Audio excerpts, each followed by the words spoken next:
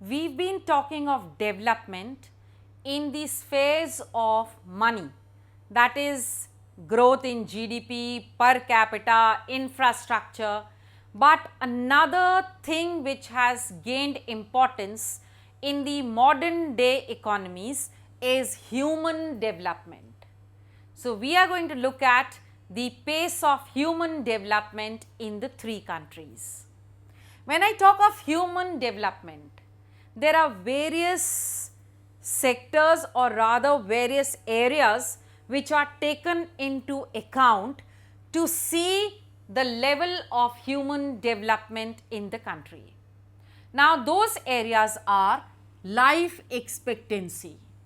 If the life expectancy of the people is high, it is human development. Next is the literacy rate.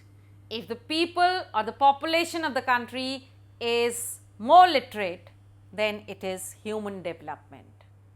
If the people living in the country are not many below poverty line, then it is human development. If the infant mortality rate and the maternal mortality rate is also less, then that is the time we cannot say that we are actually growing or not growing. What is it then? You will have to tell me. If the infant mortality rate and the maternal mortality rate is both low, then what happens? I am sure you know the answer. Yes, you can figure it out. If the facilities provided to the citizens are less, is it human development? Or if the facilities are more, isn't it human development? If the population of the country is undernourished, it cannot be human development.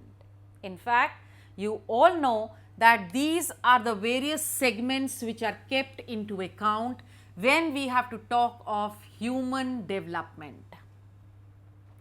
And human development is calculated, measured by the Human Development Index.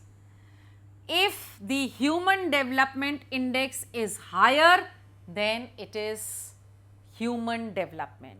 That is, these indexes which are there, all these segments which are there, if they are higher, it is higher human development index, giving rise to human development.